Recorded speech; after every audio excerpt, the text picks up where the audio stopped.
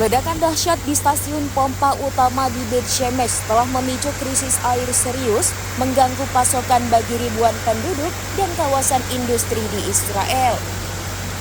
Insiden ini yang terjadi pada Rabu 30 Juli menyebabkan terhentinya aliran air bersih, mengakibatkan dehidrasi dan kesulitan akses air bagi warga setempat. Video yang beredar di media sosial menunjukkan dampak ledakan dengan air yang menyembur deras seperti sungai membanjiri jalan-jalan kota Beit Shemesh. Kejadian ini tidak hanya berdampak pada perumahan, tetapi juga kawasan industri, menimbulkan kekhawatiran serius akan pasokan air. Menurut laporan dari Tasnim News pada Rabu 30 Juli, kondisi serupa juga menimpa Tiberias, kota yang berada di jantung Israel. Kawasan industri di Tiberias telah mengalami gangguan pasokan air